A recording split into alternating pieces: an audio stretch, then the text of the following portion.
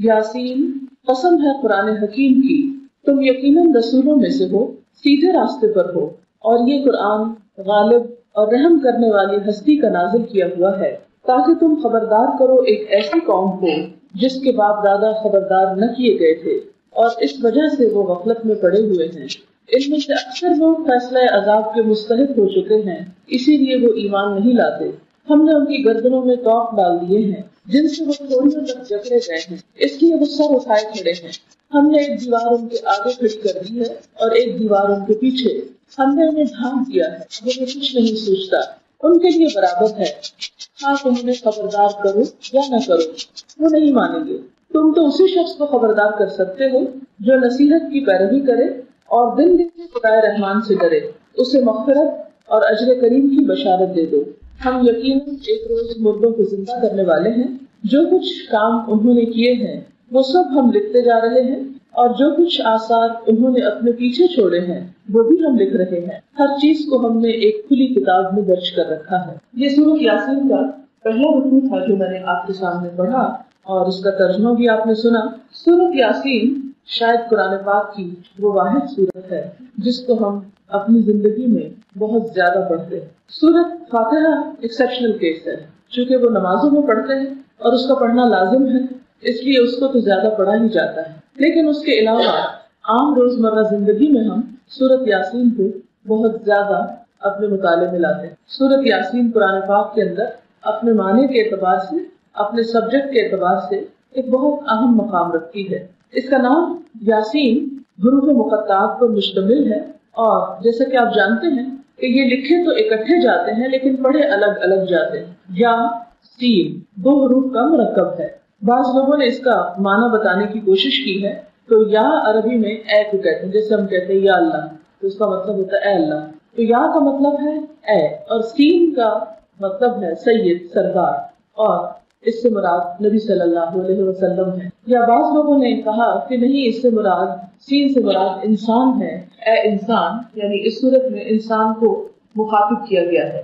तो यासीन ए इंसान वल कुरान अल हकीम, कसम है कुरान हकीम की, कुरान की कसम खाई जा रही है। और सिर्फ कुरान की नहीं बल्कि कुरान की सिफत भी साथ शामिल है। कौन सी सिफत? कि ये एक हिकमत वाली किताब है, यानी कुरान के अंदर जो मज़ामीन आए हैं, जो बातें कही गई हैं, जो चीजें बताई गई हैं, उनमें से एक एक चीज बहुत हिकमत से भरी हुई है, बहुत फायदे की है, बहुत अक्लमंदी की बातें हैं। और कुरान के अंदर पाया जाने वाला ये विजडम इस बात की गवाही देता है कि ये किताब अल्लाह की तरफ से है और मोहम्मद रसूलुल्लाह सल्लल्लाहु अलैहि वसल्लम के रसूल होने पर एक दलील है। आप जानते हैं कि नबी सल्लल्लाहु अलैहि वसल्लम मक्का में 40 साल तक रहे और लोगों के साथ मेल मुलाकात रही। इस 40 साल के अरसे में कभी भी आपने कोई एक भी ऐसी आयत या ऐसी बात जुबान से नहीं निकाली। यकायक 40 साल के बाद आपने ऐसा कलाम सुनाना शुरू किया जो उससे पहले कभी किसी की अप्रोच में ही नहीं था, कभी किसी ने उसके बारे में सोचा ही नहीं था कि ना ये शेर है और ना ये नसर है। अगर आप इसको एक प्रोज कहें तो ये प्रोज पे पूरा नहीं उतरता, और अगर आप इसको शेर कहें तो ये प्रॉपर जिस तरह शेर होते हैं वो भी नहीं। तो लोग इस बात पर हैरान भी थे, परेशान भी थे कि ये क्या चीज है। लेकिन दूसरी तरफ हुज़ूर अकरम सल्लल्लाहु अलैहि वसल्लम को नबी मानने के लिए भी तैयार न थे। तो ये कहते थे कि एक शख्स जो हम ही में से है, हम कैसे मान लें कि एक फरिश्ता उसके पास आता है और वो अल्लाह का नबी हो गया है। और इसमें कुछ उनकी अना भी शामिल थी, तकब्बुर भी शामिल था। जाहिर है किसी को नबी मानना उसकी बड़ाई को मानना है, और किसी दूसरे इंसान की बड़ाई को मान लेना ये इंसान की अपनी शिकस्त को बाज़ात तस्लीम करने के बराबर होता है। तो जो मुतकब्बिर लोग होते हैं, तकब्बुर पसंद करने वाले, खुद पसंद लोग, अना के शिकारी, वो लोग कभी भी किसी के पास खैर और भलाई को तस्लीम नहीं करते, उसका इतराफ नहीं करते, उसको मानते नहीं। और इस तरह बसा औकात वो एक अच्छी चीज से, एक अच्छी खैर से महरूम भी हो जाते हैं। बहरहाल जब लोगों ने आपका इनकार किया तो अल्लाह ताला ने कुरान पाक को गवाह बनाया कि देखो ये किताब बताती है कि ये शख्स एक सच्चा रसूल है, क्योंकि इस किताब के अलावा अपनी आम रोजमर्रा जिंदगी में जो गुफ्तगू वो करता है वो भी इससे बिल्कुल मुख्तलिफ होगी। अभी आप अहादीस अगर पढ़ें तो आप देखेंगे कि अहादीस जो हुजूर सल्लल्लाहु अलैहि वसल्लम का अपना कलाम है, وہ بالکل مختلف ہے، اگرچہ اس میں بھی بڑی حکمت کی باتیں ہیں، بہت اچھی اچھی نصیحتیں ہیں، بہت خوبصورت سینگز ہیں آپ کی، لیکن پھر بھی وہ اپنے زبان کے اعتبار سے، اپنے لینگویج کے سٹائل کے اعتبار سے قرآن سے بالکل مختلف ہیں۔ بعض اوقات ایک ہی آیت کی تفسیر ہوتی ہے ایک حدیث، لیکن حدیث کے الفاظ میں وہ چیز نہیں ہوتی جو قرآن کے الفاظ میں ہوتی۔ تو انکار کرنے والوں کو یہ دلیل دی جا رہی ہے کہ دیکھو اس قرآن کے الفاظ پر، اس کی حکمت کے اوپر، اس کے معنی کے اوپر غور کرو تو تمہیں خود ہی اس بات کی دلیل مل جائے گی کہ محمد رسول اللہ صلی اللہ علیہ وسلم ایک سچے رسول ہیں۔ انک لمن المرسلین علی صراط مستقیم، اور سیدھے راستے پر ہیں، وہ لوگوں کو صحیح راستے کی رہنمائی کر رہے ہیں اور خود بھی اس کو فالو کر رہے ہیں۔ تنزیل العزیز الرحیم، یہ قرآن ایک ایسی ہستی نے بھیجا ہے جو بہت زبردست ہے، بہت قوت والی ہے، اور دوسری طرف رحم کرنے والی بھی ہے۔ یعنی اگر کوئی شخص اس کی نافرمانی کرے تو اس کو پکڑ بھی سکتا ہے، یعنی اللہ تعالیٰ، اور دوسری طرف انسان کے گناہوں کے باوجود اس کو مہلت دیتا ہے تاکہ شاید انسان کبھی پلٹ آئے۔ اور یہ قرآن بھیجا کیوں گیا؟ قرآن حکیم کی قسم کھا کے بتایا جا رہا ہے کہ یہ کیوں آیا ہے، یہ کتاب کس لیے آئی ہے؟ لِتُنذِرَ قَوْمًا مَّا أُنذِرَ آبَاؤُهُمْ، تاکہ تم ایسے لوگوں کو خبردار کرو، بتاؤ کہ جن کے باپ دادا کو بتایا نہیں گیا تھا۔ اور آپ دیکھیں کہ ہر جنریشن میں یہ بات کتنی سچی ہے کہ تم اس جنریشن کو اس کتاب کی طرف لاؤ، کیونکہ ان کے آباء و اجداد اس سے دور رہے، لہٰذا وہ ہدایت سے بہت دور ہو گئے۔ فَهُمْ غَافِلُونَ، تو وہ غفلت میں پڑ گئے۔ تو اس سے یہ پتہ چلتا ہے کہ اسلام کسی وراثت کا نام نہیں، مسلمان ہونا صرف ورثے میں نہیں ملا کرتا، کسی کے گھر پیدا ہو جانے سے کوئی شخص صرف مسلمان نہیں بن جایا کرتا۔ مسلمان بننے کے لیے ہر شخص کو انڈیویجول ایفرٹ کی ضرورت ہے، ہر شخص کو ڈائریکٹ اپنے رب کے اپروچ کی ضرورت ہے، اپنے رب کے ساتھ ایک تعلق کی ضرورت ہے۔ کوئی شخص یہ نہیں کہہ سکتا کہ میرے ماں باپ چونکہ بہت نیک انسان تھے اس لیے میں بھی نیک ہوں، نہیں، ہر شخص کی نیکی اور اس کا کردار اور اس کا اخلاق اور اس کا عمل اس کے اپنے ساتھ ہے۔ بعض اوقات اولاد ماں باپ سے بھی بڑھ کر نیک ہوتی، اور بعض اوقات نیک ماں باپ کی اولاد بھی بہت نالائق ہو سکتی ہے۔ یہ ایسا ہی ہے جیسے کوئی شخص یہ نہیں کہہ سکتا میں ڈاکٹر ہوں کیونکہ میرے والد ایک ڈاکٹر تھے۔ کبھی آپ کسی ایسے شخص کو ڈاکٹر ماننے کو تیار نہیں ہوں گے کہ جس کے والدین ڈاکٹر ہوں۔ ڈاکٹر بننے کے لیے ایک شخص کو خود اپنی پرسنل ایفرٹ کی ضرورت ہوتی۔ اسی طرح ایک اچھا انسان بننے کے لیے، ایک مسلمان بننے کے لیے ہر انسان کو خود اپنی کوشش اور اپنی محنت کی ضرورت ہے۔ یہی چیز یہاں پر بتائی گئی کہ تم ان لوگوں کو دین کی بات بتاؤ، اچھائی کے راستے پر لاؤ، کیونکہ بہت عرصے سے یہ اس تعلیم سے دور رہے، ان کے ماں باپ بھی دور تھے، وہ غفلت میں پڑ گئے، تو ان کا اثر ان پہ بھی آ پڑا، تو انہیں اس غفلت سے نکالو۔ لیکن بات یہ ہے کہ ان میں سے اکثر لوگ فیصلہ عذاب کے مستحق ہو چکے ہیں، اس لیے وہ نہیں مانتے۔ کہ نبی صلی اللہ علیہ وسلم نے جب بتانا شروع کیا تو بہت سارے لوگوں کے لیے یہ پیغام اور یہ بات ایک نئی بات تھی، اور آپ نے دیکھا ہوگا کہ ہر نئی بات کو لوگ شروع میں ناپسند کرتے ہیں، پھر اس کے بعد آہستہ آہستہ اس کو ایکسپٹ کرنے لگتے ہیں۔ یہ انسان کی فطرت ہے۔ مثلاً آپ دیکھیں کہ ایک چھوٹے بچے کو ایک ماں پہلی دفعہ مرچوں والا سالن کھلاتی ہے تو وہ اس پر منہ بناتا ہے اور اس کو تھوک ڈالتا ہے اور اس کو نہیں کھانا چاہتا، لیکن تھوڑا تھوڑا چکھاتے چکھاتے ایک دن ایسا آتا ہے کہ اس کا مرچوں کے بغیر کھانے کا دل نہیں چاہتا۔ بالکل اسی طرح کوئی بھی نئی فوڈ جب ہم ٹرائی کرتے ہیں تو وہ تھوڑی سی اجنبی لگتی ہے، بعض اوقات اس کا ٹیسٹ، اس کی خوشبو اچھی نہیں لگتی۔ آپ نے زیتون کے بہت فائدے سنے ہوں گے۔ جو اولیو آئل ہوتا ہے وہ کولیسٹرول فری ہوتا ہے، لیکن اس کے باوجود چونکہ ہم لوگ یوز ٹو نہیں اس کو کھانے کے، تو اس میں کبھی بھی چیز ہم شوق سے نہیں کھاتے یا کھا نہیں سکتے، لیکن جن علاقوں میں لوگ اسے کھاتے ہیں وہ دوسرا تیل استعمال نہیں کر سکتے۔ تو یہ ایک بالکل انسانی فطرت ہے کہ کوئی بھی نئی چیز انسان کے سامنے جب آتی ہے تو اسے بہت آسانی کے ساتھ وہ قبول نہیں کر سکتا۔ اس لیے اللہ تعالیٰ فرماتے ہیں کہ تم ان کو خبردار کرو، اور ان میں سے بہت سارے لوگ جو ہیں وہ اس پیغام کو نہیں بھی مانیں گے۔ اور اس کی ایک اور وجہ یہ ہوتی ہے کہ انسان کسی چیز کو کیوں نہیں مانتا ہے۔ ایک وجہ تو یہ کہ نئی چیز ہے، اسے ایکسپٹ کرنے میں دیر لگ گئی، لیکن آپ دیکھیں گے کہ جن لوگوں کے دل کھلے ہوتے ہیں وہ نئی چیز کو بھی آہستہ آہستہ، جو براڈ مائنڈیڈ لوگ ہوتے ہیں، آہستہ آہستہ ایکسپٹ کر لیتے، اور جس کے ذہن میں وسعت ہوتی ہے اتنی جلدی اس کو ایکسپٹ کرتے۔ کچھ لوگ ایسے ہوتے ہیں کہ جن کو بات سمجھ میں بھی آ جاتی ہے، لیکن اپنی تنگ نظری کی وجہ سے، اپنے دل کی گھٹن کی وجہ سے، اپنی کوتاہ نظری کی وجہ سے وہ اس کو ایکسپٹ نہیں کرتے۔ یہاں ایسے ہی لوگوں کی بات کی گئی کہ وہ اپنی دنیا میں جینا چاہتے ہیں، اپنی مرضی کے مطابق زندگی بسر کرنا چاہتے ہیں، اس لیے نبی اکرم صلی اللہ علیہ وسلم جو کچھ ان کو دے رہے ہیں وہ نہیں مانیں گے۔ इन्ना जअलना फी आनाक़िहिम अग़लाला, हमने उनकी गर्दनों में तौक डाल दिए। तौक कहते हैं उस कड़े को जो पुराने जमाने में कैदियों की सजा के लिए गर्दन में जकड़ दिया जाता था, जिसकी वजह से वो मूव नहीं कर सकते। और आप देखेंगे अगर थोड़ी देर के लिए भी आप अगर गर्दन को मूव ना करें तो एक बहुत तकलीफ दे चीज हो जाती है। फरमाया ये सिंबल है, तौक एक सिंबल है गर्दन को अकड़ाने का, और गर्दन को अकड़ाना सिंबल है किसका? तकब्बुर का। फरमाया कि इनके तकब्बुर की वजह से ये लोग हक को नहीं मानते। तकब्बुर क्या है?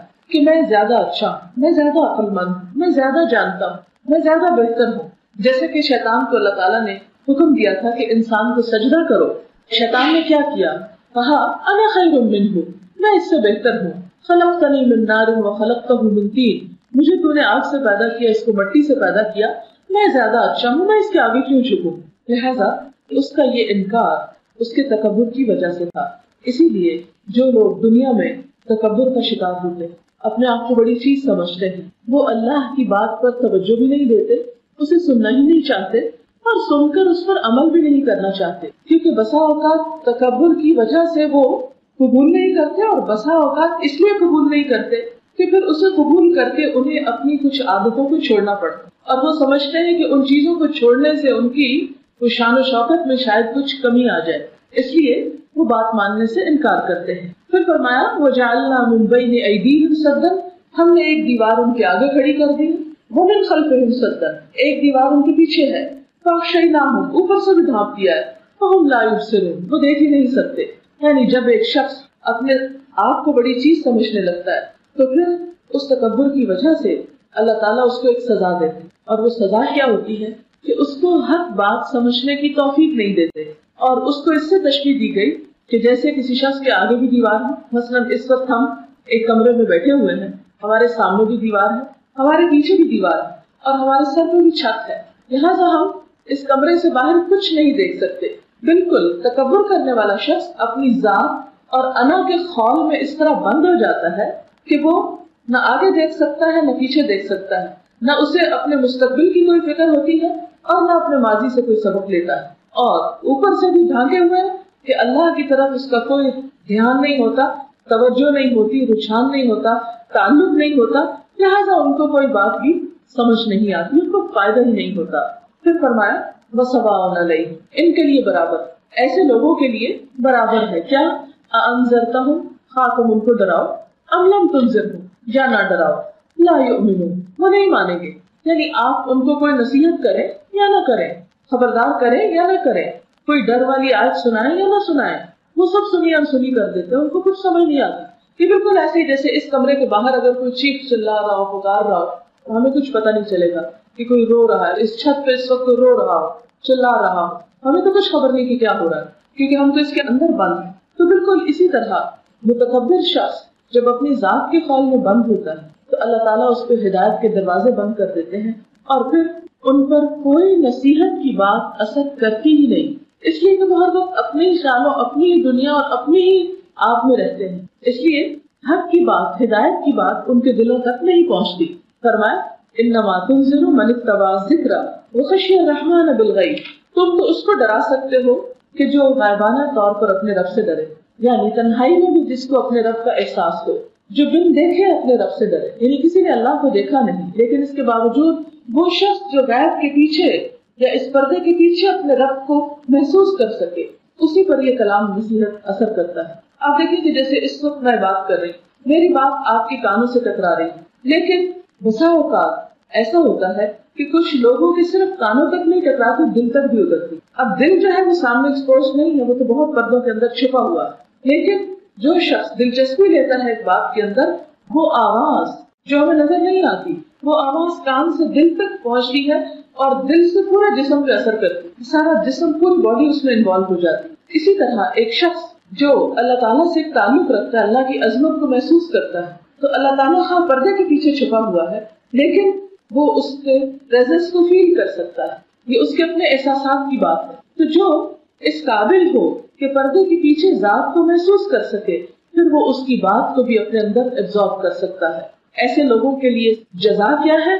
फबश्शिरहु बिमग़फ़िरतिन, आप उन्हें बख्शिश की खुशखबरी दें कि अल्लाह ताला उनके गुनाहों को माफ फरमा देंगे, वो अजरिन करीम, और बहुत बाइज्जत अजर की, यानी उन्हें جزا ملے گی، انعام ملے گا، لیکن بہت عزت کے ساتھ۔ انا نحن نحیی الموتى، بے شک ہم زندہ کریں گے مردوں کو، ونکتب ما قدموا، اور ہم لکھ رہے ہیں جو وہ آگے بھیجتے ہیں، وآثارہم، اور ان کے آثار، وکل شیء احصیناہ فی امام مبین، اور ہر چیز کو ہم نے ایک کھلی کتاب میں لکھ رکھا۔ یہاں پر انسان کو ایک بہت بڑی حقیقت کی طرف توجہ دلائی گئی، اور وہ حقیقت کیا ہے کہ اے انسان، اس بات کو کبھی نہ بھولنا کہ تجھے مرنے کے بعد پھر زندہ ہونا، سونے کے بعد پھر جاگنا۔ ایک بہت بڑی حقیقت ہے جس کا ہم ہر روز مشاہدہ کرتے ہیں، ہر روز ہم خود ایکسپیرینس کرتے ہیں کہ ہم دن کے کام کاج کے بعد تھک جاتے ہیں، پھر ہم سو جاتے ہیں۔ سونے کے بعد ہم سن نہیں سکتے، دیکھ نہیں سکتے، کچھ محسوس بھی نہیں بعض اوقات کرتے، ہمیں پتہ نہیں چلتا کہ ہمارے بیڈ روم کے باہر سے کون گزرا ہے رات کو، کبھی کسی کو پتا چلا؟ اللہ یہ کہ کوئی شور شرابہ ہنگامہ، بعض اوقات وہ بھی ہو تو پتہ نہیں چلتا۔ ایک دفعہ اس کو میں نے ایسے ایکسپیرینس کیا، میں اپنے بیڈ روم میں، میرے ہسبینڈ سو رہے تھے تو میں جاگ رہی تھی، تو مجھے ایسے محسوس ہوا کہ جیسے کھڑکی کے باہر سے کوئی شخص گزرا، وہ چوکیدار تھا لیکن اندھیرے میں تو وہ جیسے ایک رسی کی سانپ محسوس ہوتی، چوکیدار گزرا تو شاید راؤنڈ لے رہا تھا۔ اس وقت میں نے سوچا، اس وقت میرے ہسبینڈ کو نہیں پتا چلا کہ یہاں سے کوئی گزر کے گیا ہے، اگر میں سو رہی ہوتی تو مجھے بھی نہ پتا چلتا کہ یہاں سے کوئی گزر کر گیا۔ تو سونا اور مرنا ایک جیسا عمل، قرآن میں اس کو ایک دوسرے سے مشابہ قرار دیا گیا ہے۔ جس طرح سونے کے بعد ہم پھر جاگ اٹھتے ہیں، قرآن میں ہمیں یہ بتایا گیا کہ جب انسان سوتا ہے تو اس کی ایک روح لے لی جاتی، اور جب انسان جاگتا ہے تو وہ دوبارہ اس کے اندر ڈالی جاتی۔ اسی لیے ہمیں دعا سکھائی گئی، الحمدللہ الذی احیانا بعد ما اماتنا، کہ شکر ہے اس ذات کا جس نے زندگی دی ہمیں، بعد ما اماتنا، اس کے بعد کہ اس نے ہمیں موت دی۔ تو یہ موت کا لفظ یہاں کس لیے ہے؟ سونے کے لیے۔ تو یہ میں سونے کی مثال اس لیے دے رہی ہوں ایک یقین دہانی کے لیے کہ جس طرح ہم سونے کے بعد جاگ اٹھتے ہیں، ایسے ہی مرنے کے بعد ہم دوبارہ جاگ اٹھیں گے۔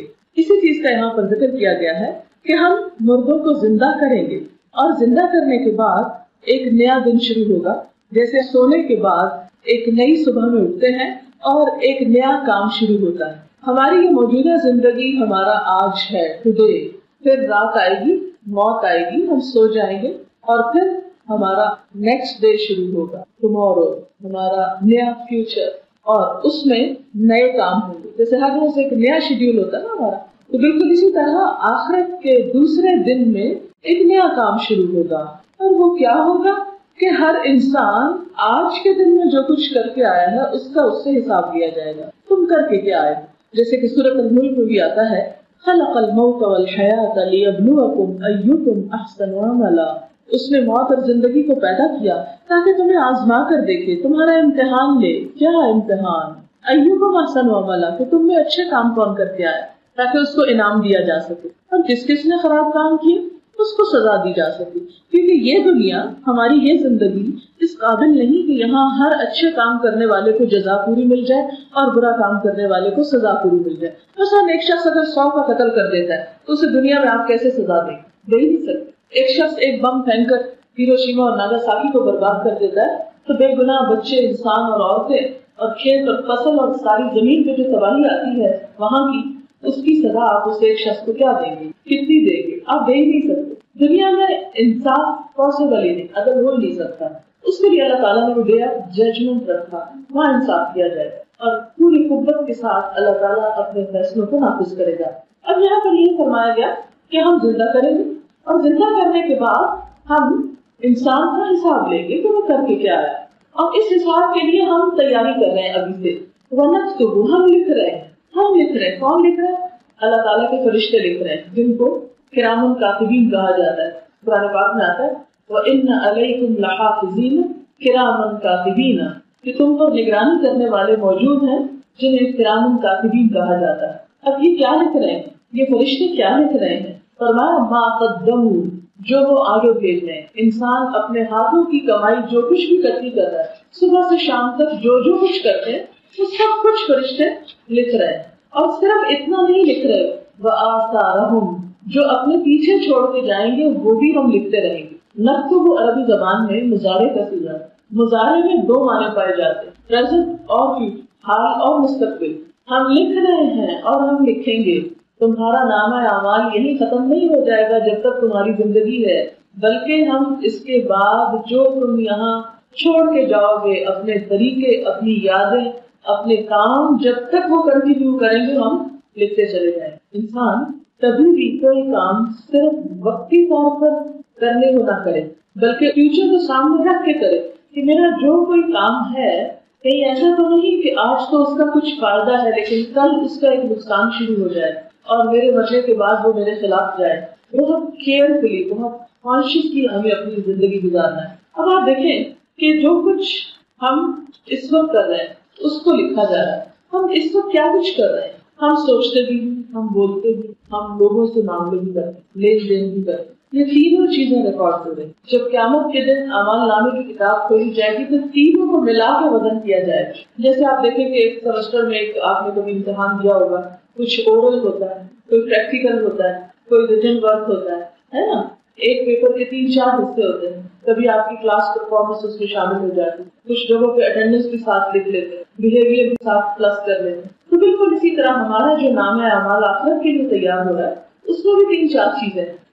اب سب سے پہلے تو ہماری سوچ کہ کس نیت سے ہم کام کر رہے ہیں, پھر ہم بولتے کیا, پھر ہم کرتے کیا, اپنی ذمہ داری صحیح طور پر پوری کرتے ہیں یا نہیں, انسانوں کے ساتھ ہمارا کیا معاملہ ہے, اللہ کے ساتھ ہمارا کیا معاملہ ہے, یہ سب کچھ لکھا جا رہا. اور پھر صرف اتنا نہیں کہ جو اب ہم کر رہے ہیں بلکہ جو ہم کام اب کر رہے ہیں, جو ہمارے ایکشنز ہیں اس کے جو ری ایکشنز ہیں. مثلاً ہم نے ایک بات کسی کو بتائی, مثلاً اس وقت میں آپ کو پڑھا رہی, آپ جو کچھ سن رہے ہیں آپ اس کو آگے جا کر جس طرح ٹرانسمٹ کریں گے اور جن کو آپ نے سنا دی بات پھر وہ آگے ٹرانسمٹ کریں گے. اب اس کا سلسلہ اس وقت تک چلتا جائے گا میرے اس ایک جملے کا جب تک وہ آگے ٹرانسمٹ ہوتا چلا جائے گا. اب ہم تو گر نہیں سکتے, میں تو بولتی چلی جاؤں, مجھے نہیں معلوم کہ آپ میں سے کوئی کس بات کو کس طرح لیتا, کس طرح انٹرپریٹ کرتا, کہاں تک وہ پہنچتی ہے. اللہ کے ریکارڈ میں یہ سب کچھ موجود. لہٰذا انسان کو اس بات کی فکر کرنی چاہیے کہ اپنی زبان سے ایسی باتیں نہ نکالے کہ جو ملٹی پلائی ہو کر اس کو ڈبو دینے کا سبب ہو, یعنی ایسی بری بات جس کے نتیجے میں کئی لوگ پریشانی اٹھائیں. اچھا ہم یہ سوچتے ہیں بعض اوقات اچھا کیسے لکھ رہے ہیں فرشتے, نہ تو یہاں ہمیں کوئی رجسٹر نظر آتا ہے, نہ یہاں پر ہمیں کوئی قلم نظر آتا ہے, نہ ہی کوئی کمپیوٹر رکھا ہوا ہے, نہ کوئی شاپ ہے, یہ کیسے لکھا جا رہا ہے. آپ نے دیکھا ہوگا یہ بات خوب ہو چکی ہے کہ انسان جو آواز اپنے منہ سے نکالتا ہے وہ نقش کی صورت میں فضا میں محفوظ ہو رہی. اور سائنٹسٹ اس بات کی کوشش کر رہے ہیں کہ ان نقوش کو کسی طرح اسے ری پلے کر کے سنا جا سکے. جس طرح ٹیپ ریکارڈر کے اوپر ہماری آواز نقش ہو جاتی ہے اسی طرح کائنات کے اندر اور جگہوں پر بھی یہ سب کچھ محفوظ ہو رہا ہے. اسی طرح یہ کہتے ہیں کہ جو ہم عمل بھی کرتے ہیں, مثلاً میں نے ہاتھ اس طرح کیا یا اس طرح کیا, اس کا عکس جو ہے یہ حرارتی لہروں کی شکل میں مستقل طور پر دنیا میں محفوظ ہو جاتا ہے. جیسے ایک اس کا عکس ہماری آنکھ کے اندر محفوظ ہوتا ہے ہر چیز کا ایک, بالکل اسی طرح ہم جو کچھ بھی کرتے ہیں چاہے چھپ کے کریں کہیں پر بھی کریں تو یہ سب کچھ ہماری اسی فضا کے اندر ریکارڈ ہو رہا. یہ اور سب سے بڑی زندہ مثال تو ویڈیو کیمرا یا آڈیو کیسٹس, یہ ساری چیزیں ہمارے سامنے ہیں. اور اب آپ نے دیکھا ہوگا کہ باہر کیش مشین ہمارے یہاں تو ابھی تک وہ ہے جس میں نمبر آپ کر کے تو کیش لے سکتے ہیں. اب کچھ جگہوں پر ایسی کیش مشینیں انسٹال کی گئی ہیں جن کے سامنے صرف انسان جا کے کھڑا ہوتا ہے, اسکرین پر وہ غور سے دیکھتا ہے تو وہ اس کی آنکھوں کی ریز کو آپریٹ کرتے ہیں, اس کو ریکگنائز کر لیں گے اس شخص کو, اور اس کا جو اکاؤنٹ ہے اس میں سے جتنے پیسے وہ چاہتا ہے وہ بولتا ہے اور اس کے بولنے سے وہ اس کو اتنا کیش مل جاتا ہے.